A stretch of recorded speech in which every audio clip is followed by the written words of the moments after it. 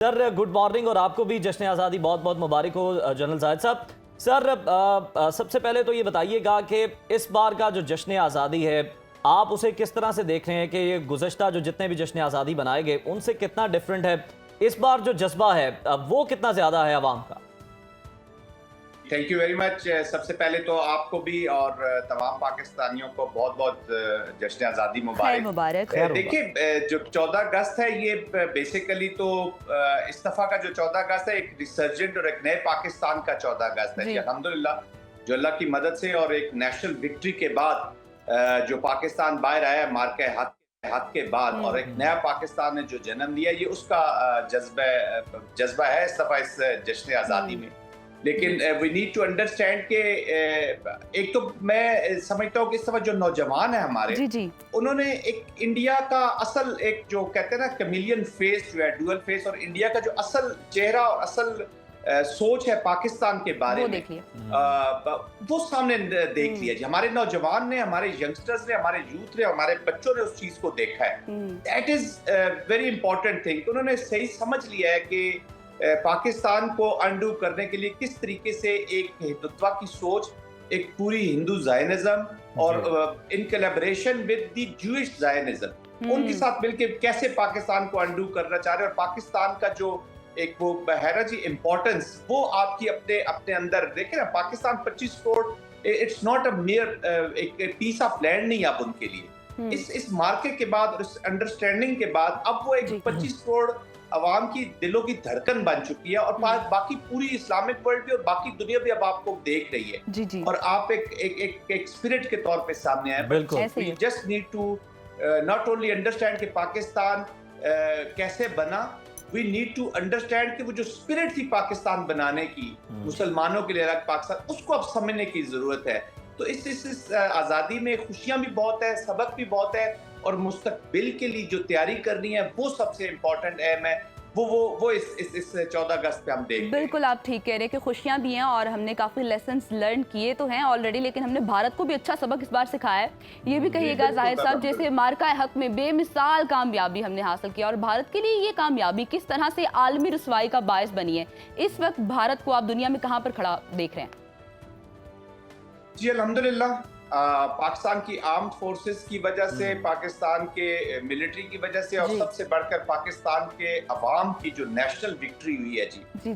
जो खास तौर पे हमारे एयरफोर्स ने भी जिस तरीके से परफॉर्म किया है उन्होंने अल्हम्दुलिल्लाह हवा में वो कहते हैं ना कि उन्होंने दुश्मनों के जहाज गिराए हैं और जमीन के ऊपर इस मुल्क की ये जो ह्यूब्रस अप्रोच वाला मुल्क था उसकी साख को तबाह कर दिया। ऊपर जहाज तबाह किया हवा में और जमीन पर इनकी साख को तबाह कर दिया। देखिए भारत एक इस वक्त हिंदू ज़ायनिज़्म के और हिंदुत्व से बढ़कर आजकल जो टर्म्स यूज हो रही है ना, कल शेरी रहमान साहिबा भी इसी पे बात कर रही थी और बड़े जबरदस्त उन्होंने एक बात की कि ये जो मुदत्वा है जो गुजरात वाला असल कसाई है ना जी, जो मोदी उसकी सोच के साथ ये एप्लीकेशन आई है। ये हिंदुत्व का भी आगे एक कहते हैं कि एक हार्ड वर्जन और आगे निकल के आया कि वो पाकिस्तान को फिजिकली। जाहिद साहब शेरी रहमान साहिबा ने भी बड़ी अच्छी टर्म यूज की है जिसको आपने रिकॉल किया और आर्मी चीफ साहब ने भी, फील्ड मार्शल ने भी बड़ी अच्छी टर्म यूज की थी कि विश्वा गुरु जो ये बनना चाहता है भारत, इसको भी जरा एलैबोरेट कीजिएगा।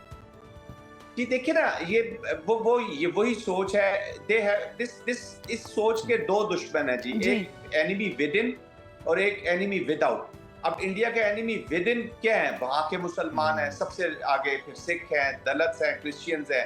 तो वो जो हिंदुत्व की जो थिंकिंग है और एक्चुअल एप्लीकेशन है, वो सिर्फ ना सोसाइटल एप्लीकेशन है उसकी बल्कि मिलिट्री एप्लीकेशन भी कर रहे हैं। विदाउट जो एनिमी है वो of course Pakistan is number 1 in that. वो चाहे मुसलमान ढाका में बैठा है, चाहे इस्लामाबाद में बैठा है या कहीं और बैठा है, उसको भी वो बर्दाश्त नहीं कर रहा, कश्मीर को बर्दाश्त नहीं कर रहा। तो ये जो original Hindu based ideology, hate based ideology के ऊपर जो इनकी एप्लीकेशन है वो अखंड भारत को, अपने हिंदुओं को पर उसका कर रही है और अनफॉर्चुनेटली ये हिंदुइज्म को भी बहुत बदनाम कर दिया जिन्होंने। देखिए कोई मजहब बुरा नहीं होता, किसी मजहब में, हर मजहब में कुछ ना बहुत अच्छाइयाँ होती हैं, स्टेबिलिटी होती है, पीस होता है। लेकिन जब हिंदुत्व बन जाती है, हिंदुत्व की एप्लीकेशन हो जाती है तो उसमें डिस्ट्रक्शन है। मैं आपकी एक छोटी सी एग्जांपल दे दूं, जैसे अभी इन्होंने ऑपरेशन जो किया हुआ था जी अभी महादेव महादेव। तो महादेव के ऑपरेशन का इन्होंने नाम रखना, हर मिलिट्री थिंकिंग में इसका सोच का होना।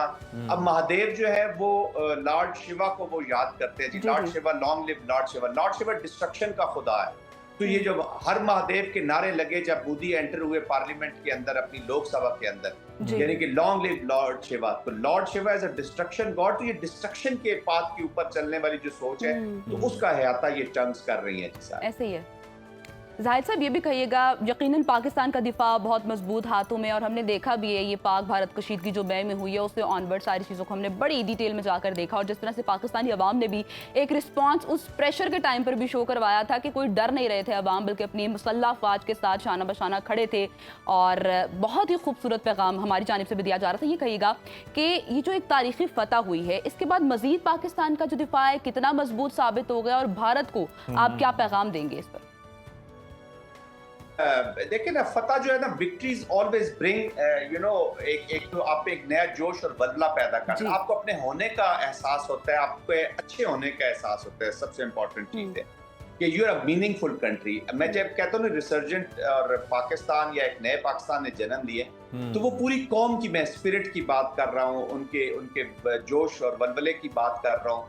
लेकिन हमें कंप्लेसेंट नहीं होना चाहिए। तैयारी तो ऑफ कोर्स कॉन्टिन्यूस तैयारी हमें रखनी होगी, क्योंकि ये जो हिंदुत्व की जिसकी हम बात कर रहे हैं, इस मनहूस कह लें, या I am sorry to use this word but this is what it is. ये सोच की जो एप्लीकेशन ये प्रोटेक्टेड होगी, ये प्रोलॉन्ग होगी, ये हमारी अगली नस्लों को इन्हीं के साथ रहना है, इसलिए हमारी तैयारी उसी कॉन्टेक्स्ट में होनी चाहिए। और अल्हम्दुलिल्लाह as far as Pakistan military is concern, उन्होंने तो पिछले 70 साल से 80 साल से एक ही मुल्क के खिलाफ तैयारी रखी है, और वो तैयारी तो अब बिल्कुल जी जाहिद साहब आप सही कह रहे हैं कि हमारी पाक अफवाज जो हैं वो तो सीसा पिलाई दीवार की तरह खड़ी हुई हैं दुश्मन के सामने। सर ये बताइएगा, इस पर भी कमेंट आपका मैं चाहूँगा कि वज़ीर-ए-आज़म शहबाज शरीफ ने तमाम जो जमातें हैं उनको मिसाक इस्तेहकाम पाकिस्तान का हिस्सा बनने की दावत दी, और कहा कि ये मिसाक सिर्फ मईशत नहीं बल्कि कौमी मफाद भी है। इस पर सियासी महाज पर मुल्क में इत्तेहाद और यगानगत की आप क्या समझते हैं, कितनी ज़रूरत है? कैसे वक्त में जब दुश्मन जो है वो ऑपरेशन सिंदूर 2 की बातें कर रहा है, हमारे खिलाफ जो है वो कार्रवाइयाँ कर रहा है, स्टेट स्पॉन्सर्ड टेररिज्म करवा रहा है पाकिस्तान के अंदर, बलूचिस्तान के अंदर हालात ख़राब करवा रहा है, केपी के अंदर, इस वक्त कितनी ज़रूरत है?